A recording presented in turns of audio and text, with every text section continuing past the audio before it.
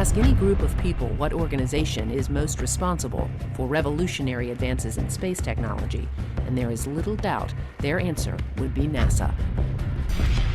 Clearly, over its long history, NASA has been one of the most innovative and exciting change agents the world has ever seen, proving that we can accomplish great things if only given a goal and the opportunity. That feeling has been firmly imprinted on the NASA DNA and continues to motivate all those who push the envelope of technology. But rather than just rest on its laurels, NASA is moving to expand its role as a change agent in new and exciting ways. In order to do this, the NASA culture will need some minor tweaking first. Today's generation of NASA researchers are working to alter some outmoded practices of how technologies are developed and implemented at NASA. If these ideas take root, they have the potential to revolutionize NASA from the inside out. Coming up on this episode of NASA X, we will follow members of Space Technology's Game-Changing Development Program Office as they work to revolutionize and mature new technologies within NASA. We will feature a few of the many technologies managed by the GCDP to see how these innovative ideas are advancing the missions of today and missions of the future as well.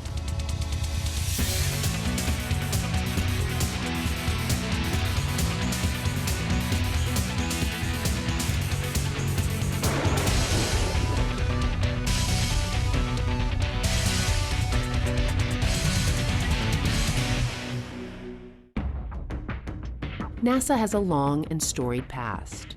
In its short history, the agency has accomplished truly breathtaking achievements, forever changing how humans view themselves in the universe. The NASA of today is no different than the one of the past, of course.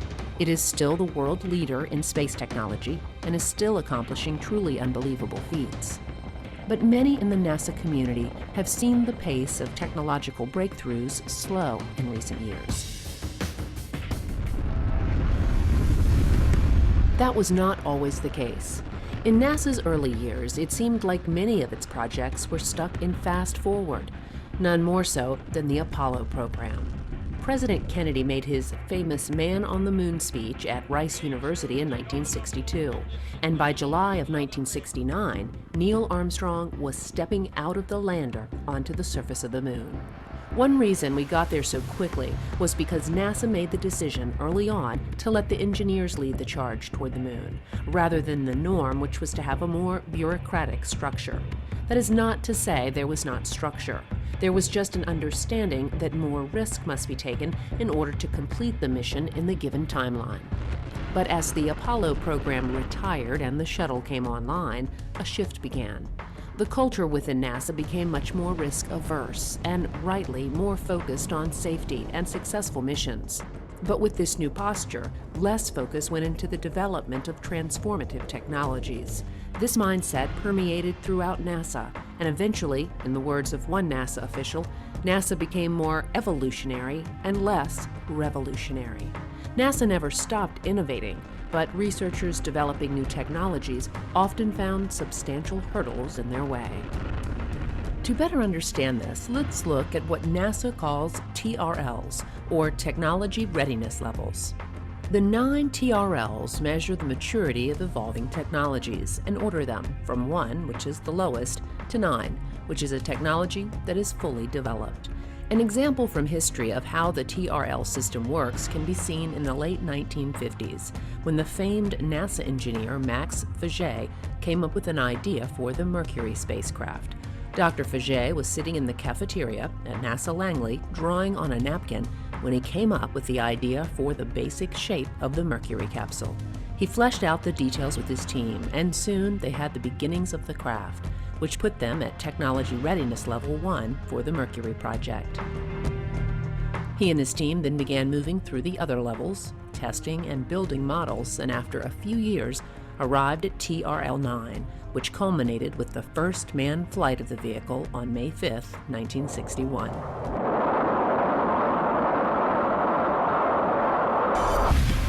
The same basic concept is still used today.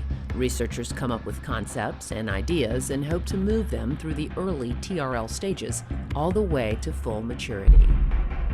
This system is the framework from which NASA engineers develop technologies, so it goes without saying that the TRLs are very important within NASA. But in the last few decades, many researchers have come up with great ideas only to find themselves stuck in the lower TRL stages. But in the early 2000s, pushback began happening within the NASA research community. It was widely agreed that there needed to be a way to push important concepts to the front of the line and move them more quickly through the technology readiness level stages. To do this, a sea change needed to happen within NASA, which would completely alter the current culture and get us back to our leaner, engineer leads the way mentality. That sea change happened when NASA's Space Technology Mission Directorate created the GCDP, or the Game Changing Development Program Office. Space Technology developed the GCDP with the idea that new, exciting, disruptive technologies would be rapidly infused and given the chance to prove themselves more quickly. If you look at the Space Technology Program, especially if you look at the Game Changing Program within, our projects are about 2 years long with an option to extend them for a third year. So basically we are carrying on executing our existing portfolio, and by the end of the year we will develop dozens of new technologies that we can make available to other programs within space technology, other stakeholders such as human explorations under the AES project, or maybe we can pass on technologies to Science Mission Directorate as well. The idea here is to take some more risks and to do some things instead of incrementally, but in a transformative or disruptive way. Let's look outside of the box. Let's look for completely different ways of doing technology. And so the idea is that we can afford to take risks and target technologies that will hopefully have orders of magnitude improvement that can do things that we've never been able to do before. With this idea firmly established, the team needed to begin looking throughout NASA to determine which projects would be first on the list. Somebody might have a great idea, a new way of doing navigation or communication, and they'll come and they'll pitch that idea to a PI. If the PI believes it's a good fit within our portfolio, that it meets game-changing metrics, that it's aligned well with agency priorities, then they'll develop what we call a New Start proposal, and they'll bring that to our program board. So they have to be a TRL3, and they've gone through the proof of concept. It's not basic research, it's not a scientist in the lab, but it's someone who's taken it and said, look, I've checked it out in a small way, a small scale, and it's proven itself. I need to get it from TRL3 to TRL5, through the Valley of Death, we call it. This term, Valley of Death, is apropos because this is where so many promising technology ideas falter. Generally, an idea in the TRL range of 1 to 3 are proof of concept ideas. But once they get into the TRL3 range, more often than not, excess funding and time needs to be spent on them to move them forward. This level is where so many technologies of the past fizzled out, but one of Game Changing's central goals is to grab the hand of some of these ideas and lead them through this valley of death and on to actual missions. What we are doing here in Game Changing is we're taking a bunch of technologies in this 3 to 6 range, and we're rapidly advancing them. We can take selective ones, the best ones that we can find, we can advance them for a 2 to 3 year period, we can mature them from this lower TRL to where they can be used by projects and missions, and then we can go on to the next one and do it again and again and again. With the goal set, the team began the process of looking at some of the best ideas within NASA, choosing a wide-ranging set of technologies to help rapidly mature and begin this new approach for the agency. The GCDP manages over 30 projects that focus on everything from nanotechnology and lightweight materials to nuclear systems and solar electric propulsion. The hope is that with enough support, the GCDP-managed technologies will eventually be used to help create innovative new space technologies for our nation's exploration, science, and economic future. One of the first technologies they chose is from NASA's Robotics and Autonomous Systems and is located in this lab at the NASA Johnson Space Center.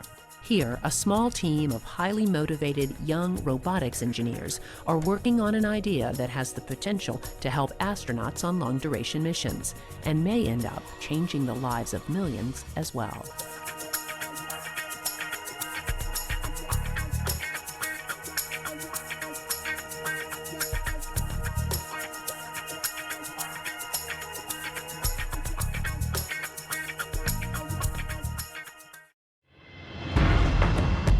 One of the first Space Technologies GCDP projects we will explore is located in this lab at the NASA Johnson Space Center. Here, a group of NASA researchers have come up with an exoskeleton that they call the X-1. It has the potential to solve some major problems for astronauts on long-duration missions. This 60-pound assisted mobility device is worn on the legs of the wearer and is used to assist them in various ways. To understand why NASA is interested in a device like this, you have to understand a little about physics in space. A major problem faced by astronauts in space is bone loss and muscle atrophy due to a lack of use. Generally, on shorter trips, the bone and muscle density problem can be easily managed, but longer duration missions pose a much greater threat to crew health and performance. Here on Earth, we use our legs every day to walk around. But on orbit, the astronauts are in microgravity, so muscles and bones, especially those in the legs, aren't being used as they would be normally. Because of this, muscles weaken and bones begin to lose their density.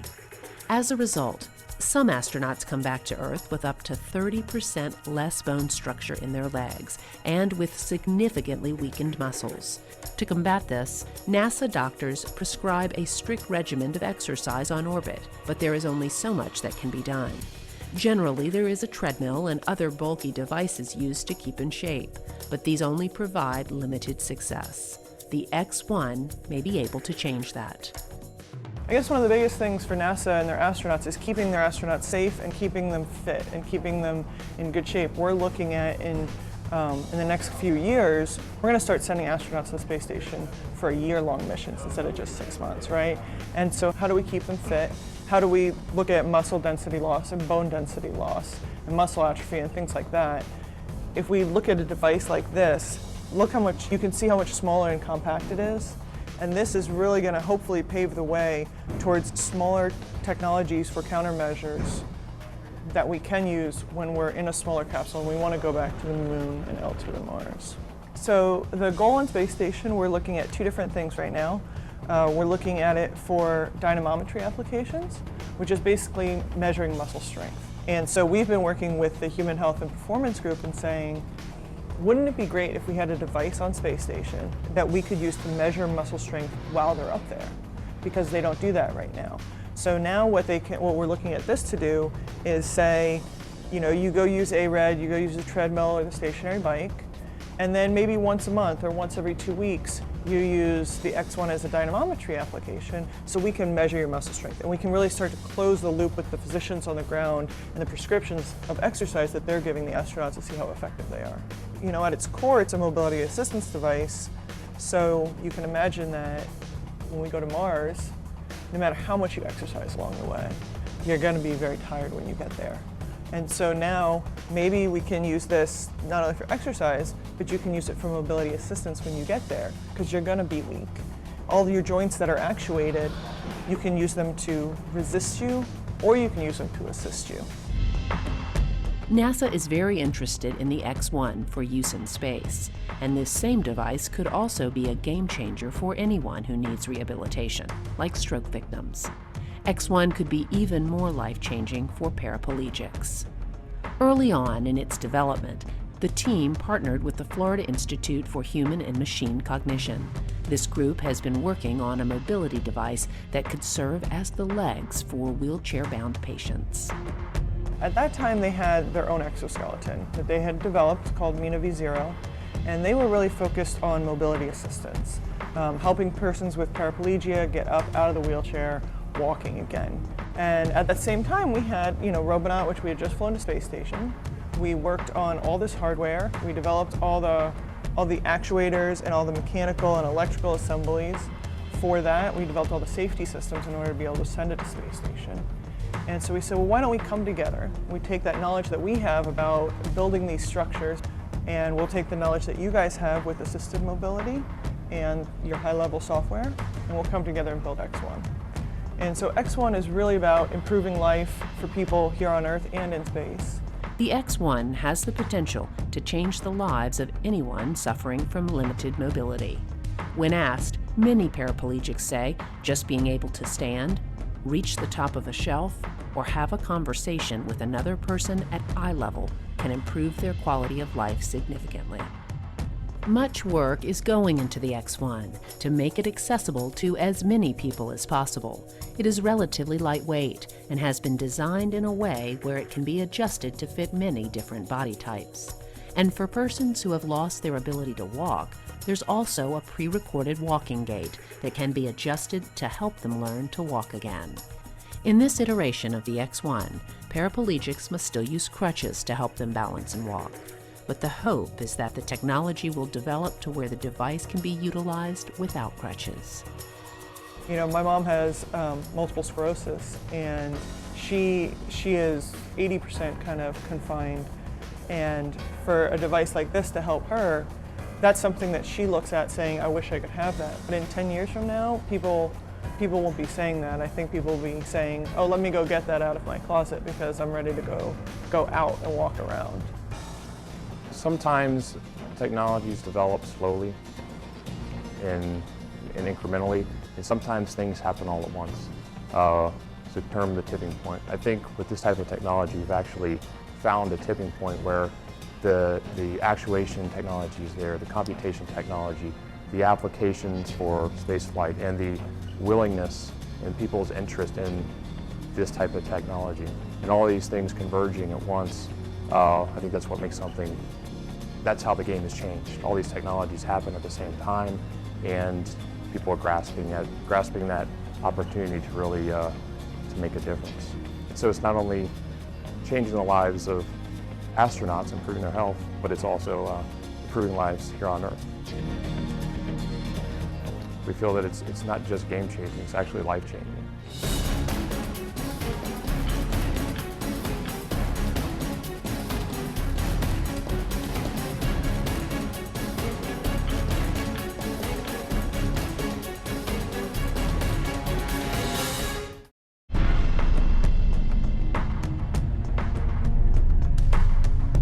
Spaceflight has many obstacles, one of which is weight.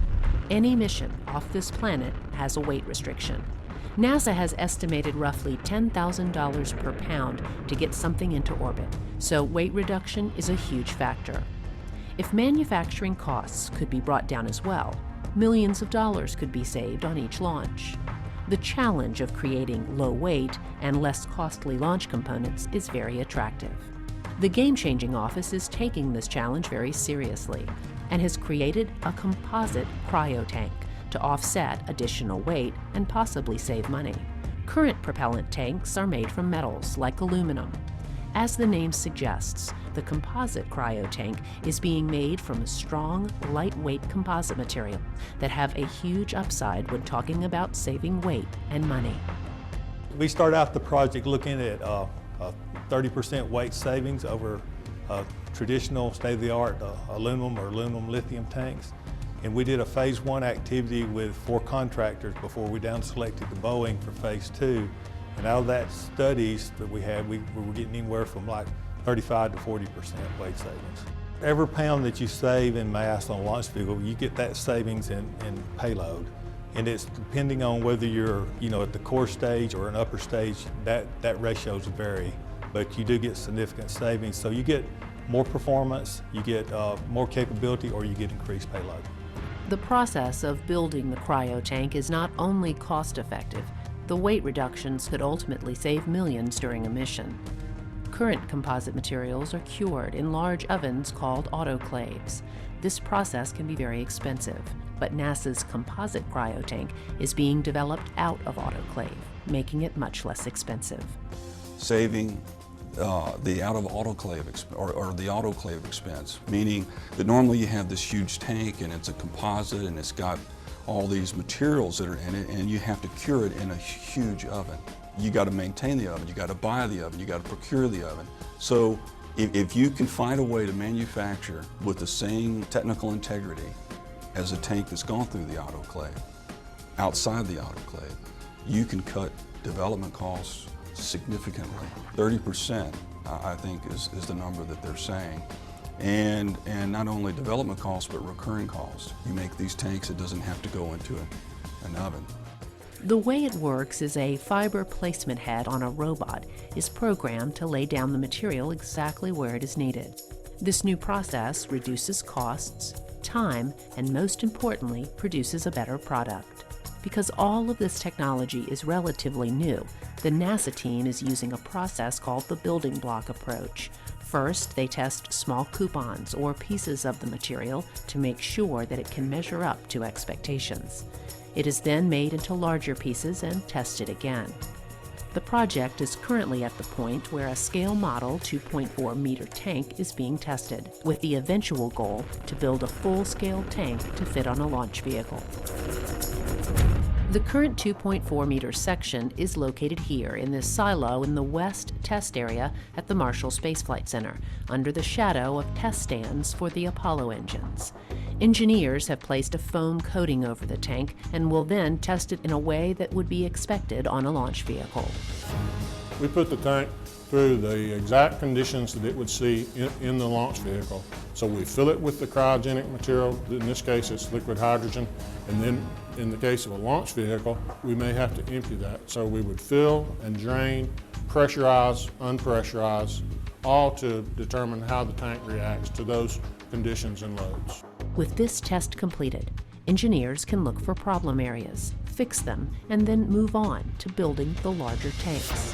And if successful, this game-changing process can be adapted to other parts of a launch vehicle, making it more lightweight and less expensive. These are just a few of the ideas that are being worked on by the Game-Changing Development Program Office. But many more innovative ideas and technologies are being moved through the game-changing lane each day. And with each new development, change is coming to NASA that is allowing the agency to rapidly infuse technology and make smarter decisions about how to move forward and create different approaches while changing the culture. Much of the credit for this positive change can be placed directly at the feet of Space Technology's Game-Changing Development Program Office. Personally, I would love if 5 years from now somebody said they really changed the game. They made a difference for NASA. That's all I'd need to hear.